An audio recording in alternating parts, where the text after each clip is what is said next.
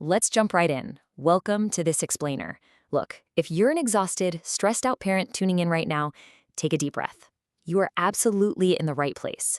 We all know modern parenting is just incredibly hard. Today, we're going to look really closely at the fascinating psychology behind our boundaries, specifically a phenomenon the sources call the guilt trap. We are going to break down exactly why saying no has become so emotionally draining for us today, and way more importantly, how we can reclaim the power of no, using the insights we've pulled together for this explainer.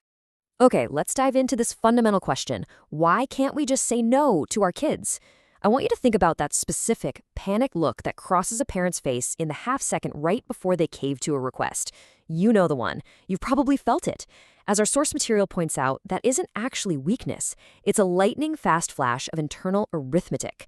In that split second, say staring down a massive meltdown in the Target toy aisle, you're weighing the cost of holding the line against the cost of a huge public scene, or maybe the judgmental look from a co-parent, or even the memory of your own childhood. You are literally running a complex emotional equation right there in your head.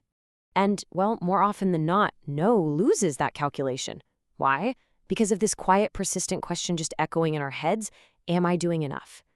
I really want to validate that feeling for you right now because it is incredibly common. It's this exact internal question that makes the word no feel less like a protective boundary and more like an act of cruelty. When you're constantly terrified that you aren't doing enough for your child, enforcing a boundary feels like you're actively withholding care. It feels terrible. So, where does this intense pressure actually come from? Well, the source material identifies three massive cultural forces feeding our modern parental guilt. First up is the compression of time.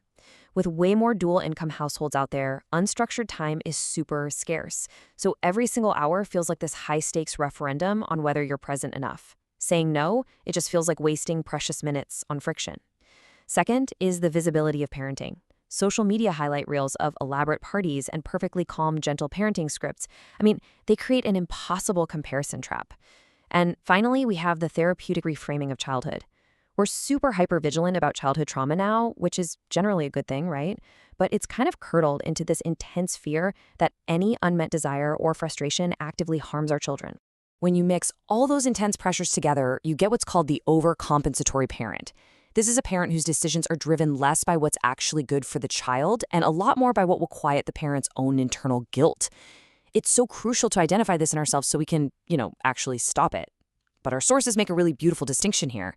This behavior doesn't come from a lack of love, not at all. It actually comes from an excess of anxious love. It's a love so utterly terrified of getting it wrong that it loses the nerve to just set a firm direction. And this brilliantly illustrates what that anxious love looks like in practice. It usually shows up as the classic symptoms of the guilt trap. You might say, "We'll see," when you absolutely mean no, just to buy yourself some temporary peace and soften the blow. Or maybe you relent after the fifth ask, and not because you got new information, but simply because your guilt outlasted your resolve. Or, perhaps most commonly, you shower your kids with toys, screen time, or treats. That impromptu gift or that prolonged negotiation, it's often just an apology for an unprocessed parental feeling rather than a genuine response to what the kid actually needs. Now let's look at how kids actually interpret all this. A reliable no acts like a predictable brick wall.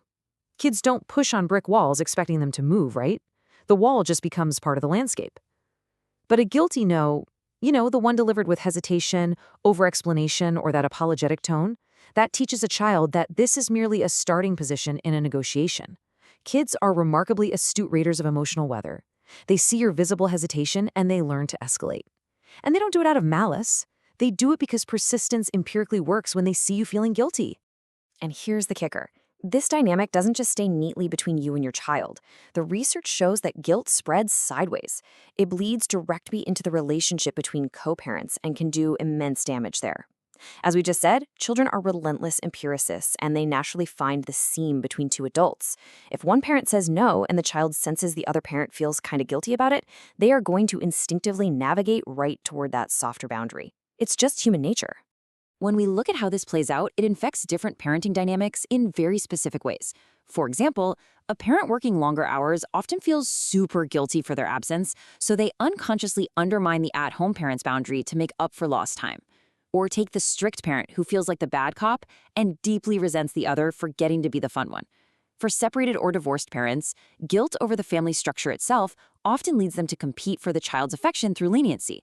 So when you find yourselves arguing endlessly over an 8 p.m. bedtime, what you're often actually arguing about is whose hidden guilt or insecurity is driving the decision. Crazy, right? So, the crucial point is this. You don't actually need to agree on everything, or even like your co-parent in the moment, to fix this.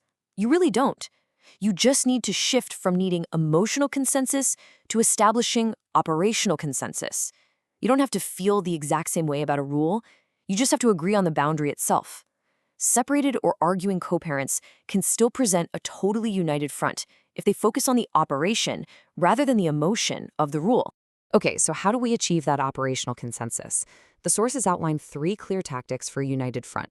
First, decide your boundaries before the moment arrives. Please do not negotiate live when emotions are running high. Second, never relitigate in front of the child. If you disagree with your co-parent's no, bite your tongue and take it to a private conversation later. And third, separate the relationship from the parenting. A child's security absolutely requires the rules to feel completely predictable, regardless of who is enforcing them or whether you and your co-parent are currently getting along. And what about for you as an individual parent? Well, here are 3 actionable steps to help you hold those lines without feeling the crushing weight of guilt. First, again, decide the boundary in advance, so you aren't making choices from a place of sheer panic. Second, address your guilt directly. Actually name it out loud. Say to yourself, I feel guilty for working late, and it's making me want to say yes. Naming it literally stops it from running on autopilot. And third, always remember that no is a form of love. Now, what's really interesting about this is how it completely reframes how we view boundaries. The sources give us this incredibly powerful takeaway. Every no that quietly becomes a yes teaches a child that words don't mean what they say. Wow. The guilt trap tries to convince us that a no is a betrayal of our kids, but the exact opposite is true. A reliable no provides deep security. Children who grow up with predictable boundaries actually feel more secure because the world makes logical sense to them. The boundary isn't a punishment, it's the safety net. Breaking this cycle doesn't require you to be a perfect parent. Honestly, it just requires a willingness to feel a little uncomfortable, to sit with your own internal guilt without instinctively acting on it, and to simply let a boundary be a boundary. So I'll leave you with this question to carry with you. What boundary will you confidently set tomorrow? Think about it, plan for it, and stick to it. Thank you so much for joining me for this explainer, and I really hope this helps you finally reclaim the power of no.